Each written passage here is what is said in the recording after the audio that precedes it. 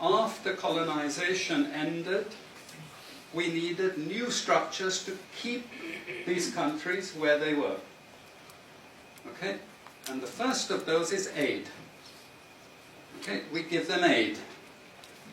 Aid for what? Actually, we give them aid to keep repressive regimes in power.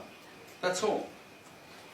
Okay? We're not giving them aid for much more, except a little bit of infrastructure to make sure those raw materials get to the ports and aren't gotten out of the ground. But for the most part, we give repressive regimes money and power and guns to keep that system going. This is what it's fundamentally about. All the hypocrisy about transparency and democracy and bullshit like that, it's all bullshit. You know? And at least the Chinese don't enter into that bullshit. They say, we don't care about the whole political environment, we just give the money. Okay? And it's for raw material extraction, period. Okay? Number two, and this was a very important one, still is, debt. I was telling some of my students today, was it today or yesterday, about Confessions of an Economic Hitman. You remember this? Have any of you heard of this one? Confessions of an Economic Hitman.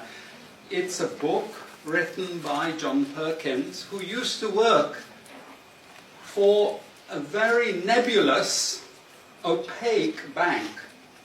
No one had ever heard of this bank, but it was formed in the 1950s by the IMF, the CIA, and the American State Department.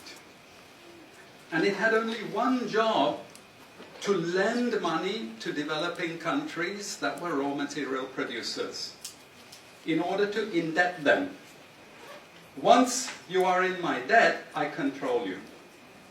Okay? And this bank had 4,000 employees. But no one ever heard of this bank, you see. But it would go to country after country offering loans. And if the president did not accept the loan, they were killed. And he gives two examples of presidents who were killed when they did not accept the loan. You see, the lending is also very important to trap the country. It's very important. It's part of that process. I teach in Suriname. And Suriname in recent times had a huge foreign exchange reserve. So big they didn't need to borrow money. And then one of my students, who was very high up in government, he said, you know, the IMF is trying to convince us to borrow money from foreigners. Why?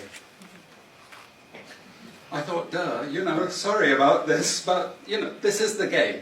And in the end, Suriname did borrow this money because the IMF said, if foreigners lend to you, then everyone will think Suriname is such a strong economy that foreigners are interested in lending to you. You understand? Before Lula came to power, you know, the previous president in Brazil, Cardoso, his predecessor, took a gigantic international loan. No necessity for taking the loan. Why? Because once I catch you with the debt strings, I hold you forever.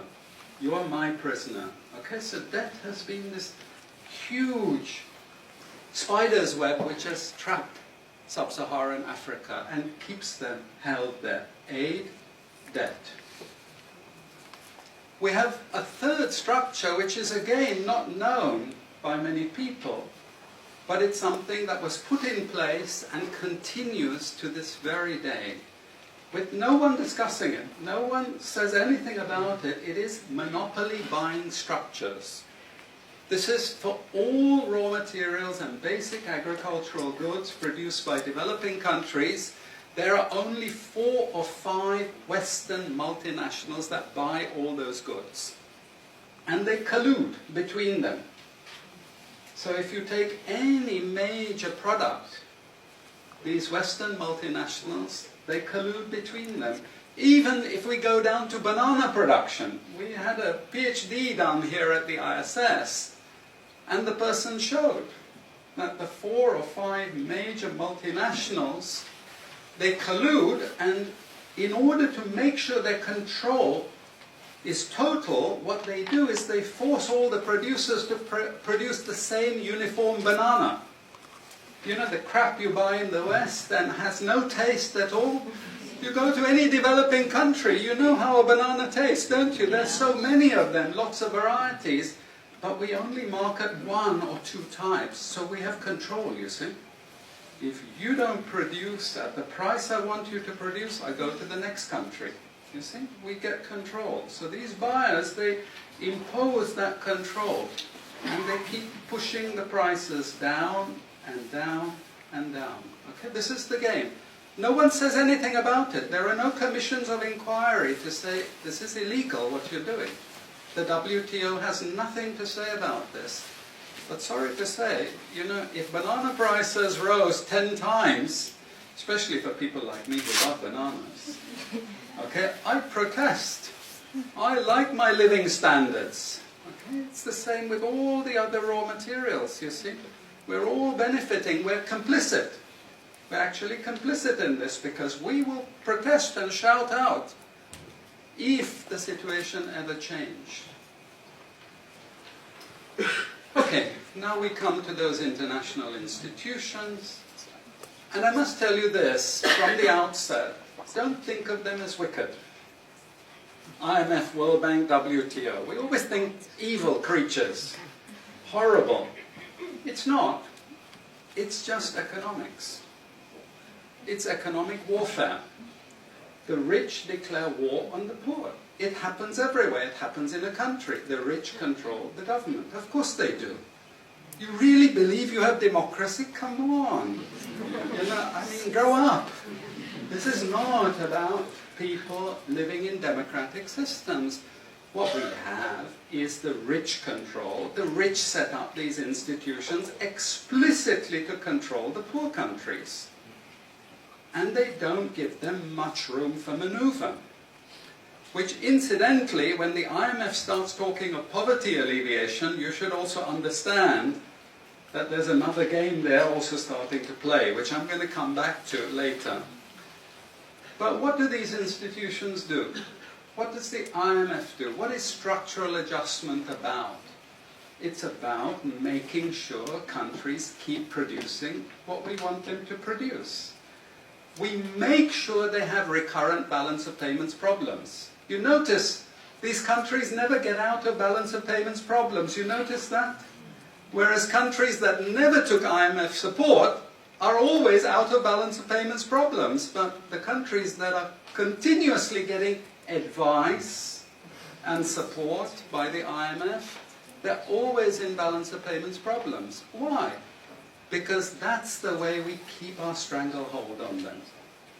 And that's what we have done. We have done, the IMF and the World Bank. And they've also done something very, very important. And that is they have destroyed the self-sufficiency of these countries. Colonization started it.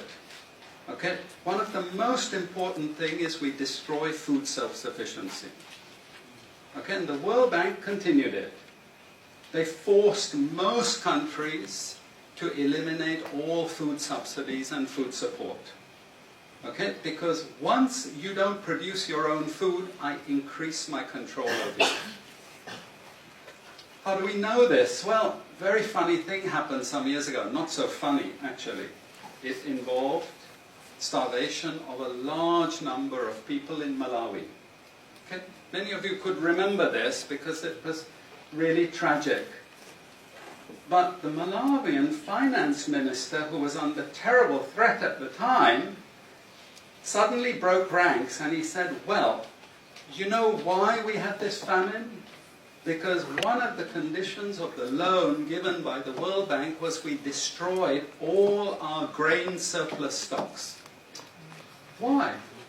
Because remember, we want you dependent. 1970s, the US Senate, the US Congress said, we will not allow Latin America to produce their own food. We will start a strategy involving the IMF and the World Bank to destroy food self-sufficiency of Latin America.